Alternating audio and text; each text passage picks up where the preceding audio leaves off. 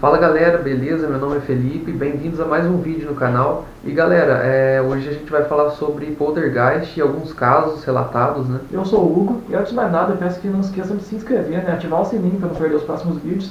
Vamos estar trazendo vídeo toda semana. Então é isso, vamos lá.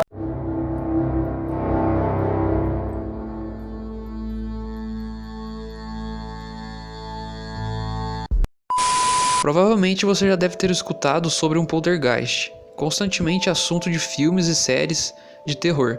Trata-se de um fenômeno sobrenatural que se caracteriza por uma série de manifestações físicas que supostamente são praticadas por algum tipo de fantasma. É uma palavra alemã no qual polter significa algo como barulho e Geist significa fantasma. Vários casos envolvendo poltergeist já ocorreram pelo mundo. Alguns aconteceram de forma bem menos traumática, enquanto outros foram capazes de destruir vidas por completo. O fenômeno é estudado pela parapsicologia, que garante que os eventos são reais e perigosos. Como vocês já devem saber, existem alguns filmes que retratam os ocorridos deste fenômeno sobrenatural. O primeiro filme foi lançado em 1982 com o nome de Poltergeist, o Fenômeno. E desde então já foram feitos mais 3 filmes sobre esse fenômeno, tendo sua última filmagem em 2015. Além desses filmes, o que temos de mais recente sobre esses ocorridos é um caso retratado no filme Invocação do Mal 2, que conta a história de um suposto fantasma que vivia em uma pequena casa em Londres, Inglaterra. Então galera, este fenômeno sobrenatural inexplicável fez uma pequena casa em Enfield, Londres, ganhar as manchetes de todos os jornais do mundo em 1977, conhecido até hoje como o Fantasma de Enfield.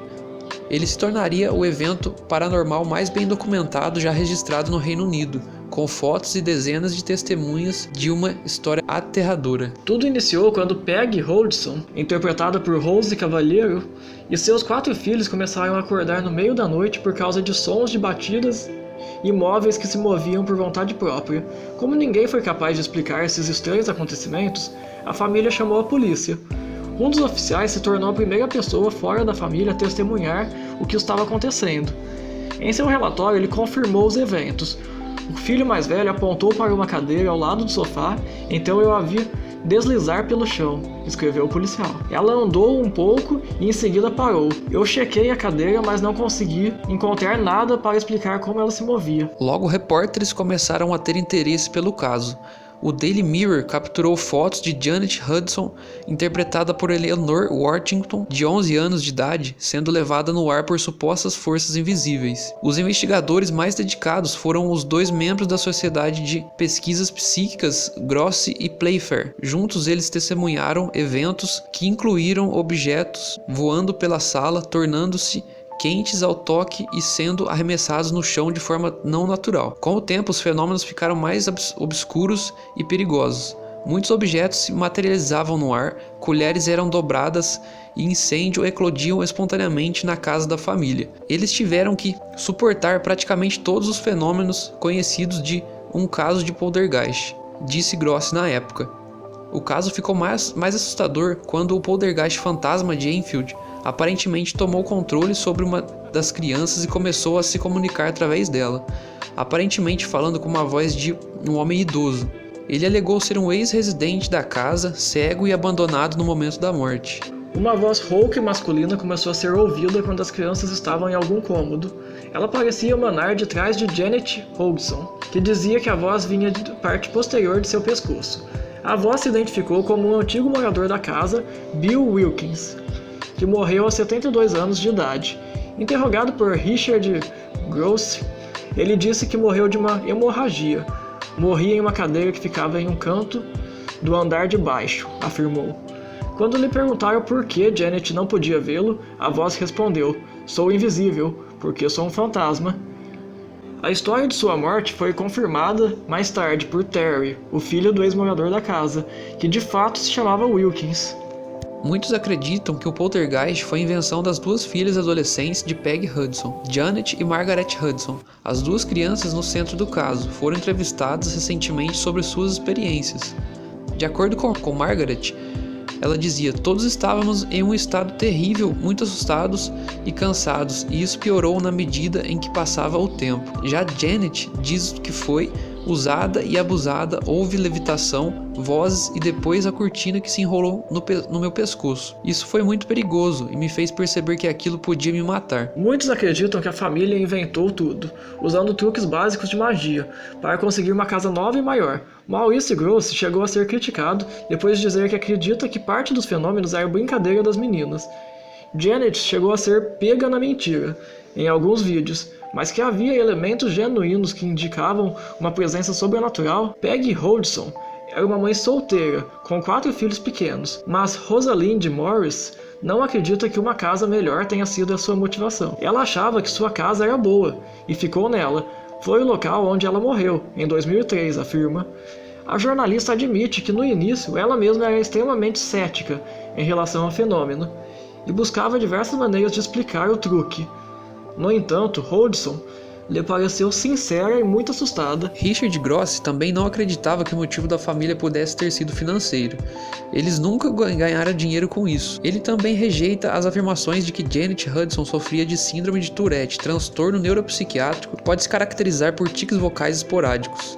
Quando a voz que parecia vir da garota começava, ela falava sem parar por 2, 3 horas, afirma. Seu pai, Maurice Grosse, também não acreditava na possibilidade de que a menina estivesse fazendo um truque de ventriloquismo, manter esse tipo particular de voz por um período de tempo sem machucar as cordas vocais. É absolutamente impossível, diz Janet. Por sua vez, mantém uma atitude firme diante dos céticos. Não me importa o que pensem, eu sei o que aconteceu e sei que foi real. Até hoje não há uma explicação científica universalmente aceita para o caso de Enfield, que foi tema de diversos filmes e livros.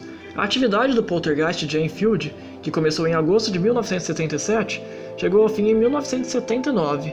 Em um balanço do caso, Rosalind Morris explica que há um pouco de vista espiritual sobre o que aconteceu, que tem a ver com fantasmas e forças externas, e uma teoria sobre forças interiores baseada na psicologia junguiana. Esta última diz que o que gera esta energia é uma pessoa jovem que está com problemas, muitas vezes relacionados à puberdade. Janet estava exatamente nesta fase da vida.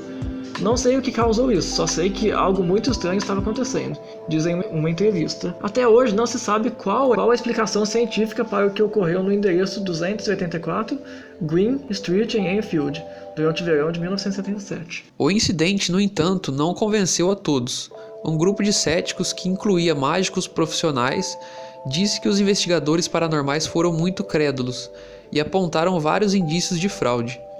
Um deles é a sequência de fotos supostamente apresentando Janet levitando no meio do ar, que na verdade a mostraria pulando em cima da cama como se fosse um trampolim. E existem vários outros casos de poltergeist já relatados, e mais um deles, além deste que acabamos de contar, é um caso que ocorreu aqui no Brasil, chamado de poltergeist de Jaboticabal. E esse foi um famoso caso acontecido aqui mesmo no Brasil, no ano de 1965. Uma garotinha de 11 anos chamada Maria José Ferreira se envolveu em um dos casos mais polêmicos conhecidos por aqui. Em sua casa na cidade de Jaboticabal, pedras e tijolos começaram a se materializar no ar, sem que ninguém soubesse como. Em seguida eles eram arremessados e atingiam a casa em que a garota morava com a família. Ao longo do tempo, até mesmo pessoas começaram a ser atingidas, e foi quando a situação ficou realmente grave. Os pais da menina passaram a acreditar que algo sobrenatural estava envolvido nisso e chamaram um sacerdote para realizar um exorcismo no ambiente. No entanto, tal ato parece ter apenas irritado mais ainda o tal poltergeist, que passou a agir de maneira ainda mais assustadora. Os móveis passaram a ser arremessados pela casa e barulhos horríveis passaram a ser escutados. Maria passou a ser diretamente atacada. Sofria golpes vindos de algo invisível e marcas de mordidas e manchas roxas começaram a aparecer pelo corpo da garota. Apenas para que você tenha ideia, em certo momento foi preciso retirar 55 agulhas de dentro da menina. Sofreu tentativas de sufocamento e o poltergeist também ateava fogo na garota. Sem saberem ao certo o que fazer, os pais recorreram a um médium como uma alternativa desesperada. E foi aí que o incrível aconteceu. Segundo o paranormal, Maria teria matado uma pessoa em sua vida passada, e agora estaria condenada a passar a eternidade sofrendo nas mãos do espírito. Ao completar 16 anos, a garota não suportou e cometeu suicídio por envenenamento. Após a tragédia, as manifestações sobrenaturais acabaram de uma vez por todas. Então, galera, essa foi a história. E se vocês quiserem também, a gente pode estar trazendo vários vídeos sobre outros casos de poltergeist que foram relatados, né? Que são muitos, e deixem nos comentários aí. Então, galera, essas foram as histórias sobre poltergeist. Se vocês gostaram, não esqueça de deixar o like, deixar nos comentários o que acharam, sugestões de próximos vídeos e até a próxima. Valeu!